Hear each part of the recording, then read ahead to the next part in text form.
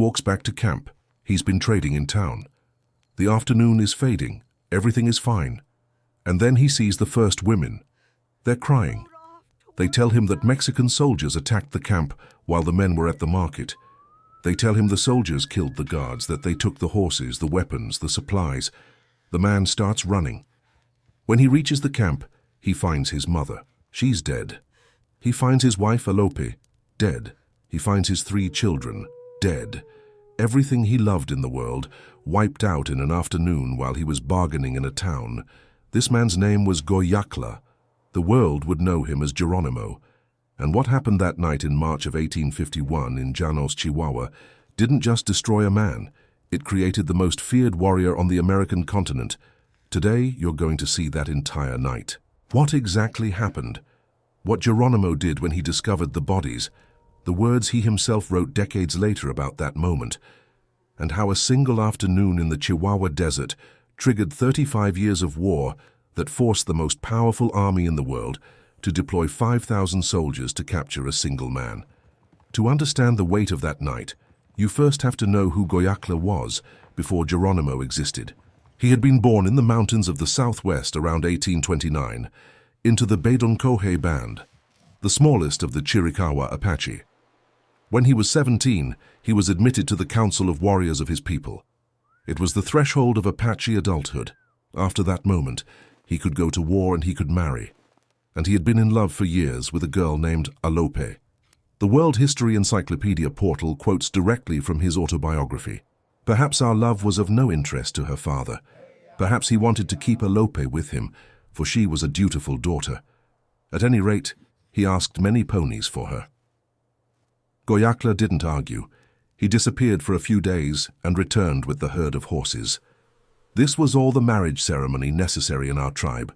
He built a home for Alope near his mother's teepee. Alope decorated the interior with beads and paintings on buckskin. They had 3 children. Geronimo describes them in his autobiography, dictated to S.M. Barrett in 1905, with simple and devastating words. Children who played, loafed, and worked as I had done. They were happy. He says it explicitly. We were happy. This is the part the history books almost never describe, the life that existed before.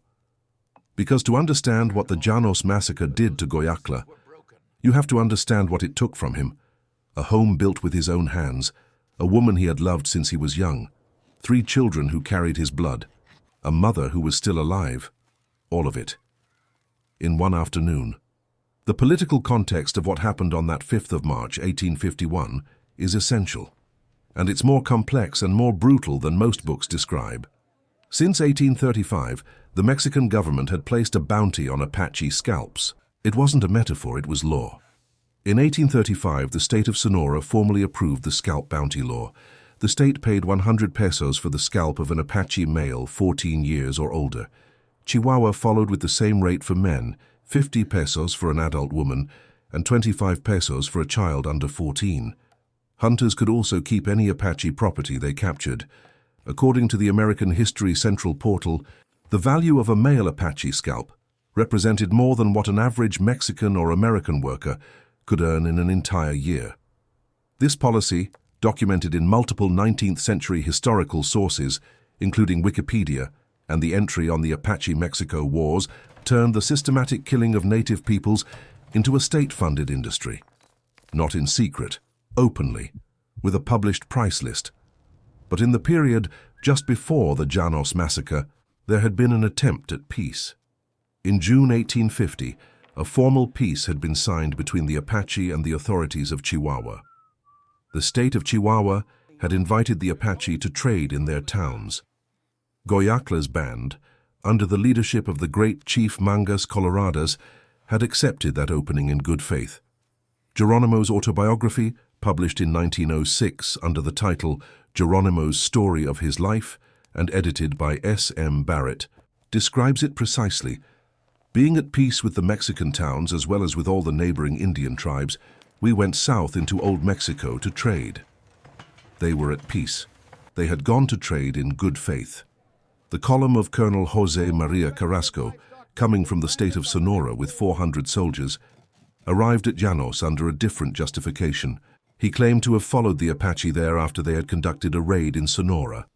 But the Apache testimonies, the very logic of the situation, men in town trading unarmed while their families were in the camp with a small guard, and the detail documented by Mexico Unexplained that Colonel Carrasco himself offered his men 100 pesos for each Apache scalp, place this operation in a very different context from that of a legitimate retaliatory military action. What is indisputable across all sources, 400 soldiers attacked a camp where the warriors were gone. They attacked the women, the elderly, and the children. Warfare History Network documents the direct result. 21 Apache women and children were massacred at the Llanos camp. Smithsonian Magazine, citing the autobiography itself, raises that figure. Geronimo wrote that, "When all were counted, I found that my aged mother, my young wife, and my 3 small children were among the slain." More than 100 Apache women and children died in total that day. More than 100 people, in an attack against a camp without warriors. The afternoon of March 5, 1851, the men of the Bedonkohe band return from the town of Llanos along the usual path. They are a short distance from the camp when they see them, a few women and children running toward them. Geronimo describes it in his autobiography with the contained precision of someone who has relived that moment thousands of times. Late one afternoon, when returning from town, we were met by a few women and children who told us that Mexican troops from some other town had attacked our camp, killed all the warriors of the guard, captured all our ponies, supplies, and arms, and killed many of our women and children. The men have no weapons. The weapons were in the camp. The soldiers took them all. They can't attack 400 soldiers with their bare hands. What happens next is described by Geronimo and confirmed by multiple Apache oral testimonies recorded by PBS in the documentary We Shall Remain. The survivors scatter. They hide in the brush along the river. They wait until nightfall. And that night, Goyakla returns to the camp alone. He finds the bodies: his mother, his wife, Alope, his 3 children. Zelda Yaza, a Chiricahua descendant whose testimony was recorded by PBS, describes what happened in that moment with a precision no history book has surpassed. When he saw his whole family massacred there, he cut his hair, and he left it there with them. Apache mourning included cutting the hair. It was a physical act of severance from the former life, a bodily declaration that the person who existed before no longer existed. Goyakla cut his in the camp at Llanos, in the darkness, surrounded by the bodies of everyone he loved, and he left. The survivors marched without stopping for 2 days and 3 nights. They only stopped to eat. Geronimo's autobiography describes that march with an economy of words that is more devastating than any elaborate description. "I made a stop to eat and talk with other Indians who had lost in the massacre, but none had lost as I had, for I had lost all. None had lost as I had, for I had lost all." These are the words of a man in his 70s, recounting what he felt at 22. The group crossed northward, into the territory that would become the United States. They camped near the border and rested for 2 days, and then the journey back to their home settlement began. Hold on to everything you've just heard, because what comes next completely changes the meaning of that return. What happens when Goyakla arrives at his own home is the moment that literary hub and crime reads describe with precision, both quoting directly from his autobiography. "We arrived at our own settlement. There were the decorations that Alope had made, and there were the playthings of our little ones. The bead decorations she had put on the walls of the teepee, the toys of his children. I burned them all, even our teepee. I also burned my mother's teepee and destroyed all her property. Everything physical that remained of his family, he burned it.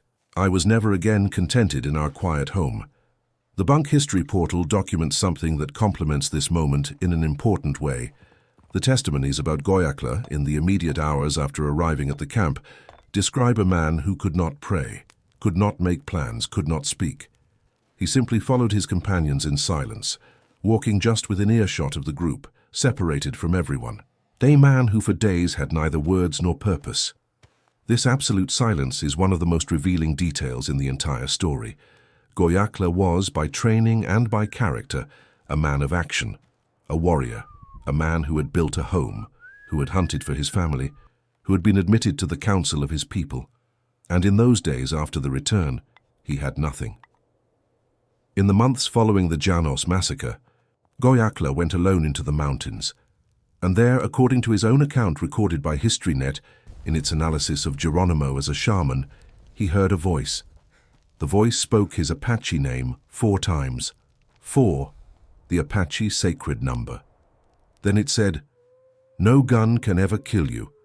I will take the bullets from the guns of the Mexicans, so they will have nothing but powder. And I will guide your arrows." Geronimo spent the rest of his life believing he was invulnerable to Mexican bullets, and the historical record documents something that is difficult to explain. Throughout decades of combat, he was never seriously wounded by a bullet. The artist Elbridge Ayer Burbank, who went to paint his portrait in Alabama in 1893, was astonished by the number of scars on his body, evidence of dozens of violent encounters. But no bullet had killed him. Whether this was supernatural protection, exceptional physical resilience, or the skill of an extraordinary warrior at avoiding direct fire, is something history cannot resolve. What the historical record does establish is this. Goyakla returned from his period of isolation in the mountains with a new, complete and absolute purpose. He went to see Mangas Coloradas. Mangas Coloradas, colored sleeves in English, from the red dye on his garments, was in 1851 the most powerful leader of the Apache of the Southwest. A man of exceptional physical stature, historical records describe him as standing over 6 feet tall at a time when that was an unusual height for any man of any origin, and of strategic intelligence, documented by multiple 19th century primary sources. Mangas Coloradas had his own reasons to hate the Mexicans. Since 1837, when the American John Johnson organized an expedition sponsored by the government of Sonora and massacred more than 20 Mimbreño Apache during a supposed peace conference, killing among them the leader Juan José Compa, Mangas Coloradas had led retaliations against Mexican settlements. When Goyakla arrived at his camp to ask permission to organize vengeance for Janos, Mangas Coloradas didn't just listen. He sent the young warrior to travel to the camps of the Chiricahua and Nedni Apache to gather support. Goyakla did it, and Literary Hub documents the result using Geronimo's own words. It was in the summer of 1852, almost a year from the date of the massacre of Casquilla, when these 3 tribes were assembled on the Mexican border to go upon the warpath. 200 warriors, 3 bands, 1 objective. The column marched south in silence toward Sonora, avoiding settlements so as not to alert the enemy. Geronimo describes the tactic in his autobiography. "We followed the river courses and mountain ranges because in that way we could better keep our movements concealed." They approached Arispe. Goyakla chose that location specifically. Arispe, capital of the state of Sonora, was the city that in his mind represented the power that had ordered the Janos slaughter. What happened next is described in Geronimo's autobiography with a tactical precision that reveals a consummate strategist and recorded in detail by Literary Hub. "When we were almost at Arispe, we camped, and 8 men rode out from the city to parley with us. These we captured, killed, and scalped. It was a deliberate lure, to draw the bulk of the forces out of the city. About the middle of the afternoon, the whole Mexican force came out. The Mexican soldiers initially refused a general engagement, preferring skirmishes to test the strength of the invaders. But in the afternoon, the Apache captured the army's supply train. They had provisions and more weapons.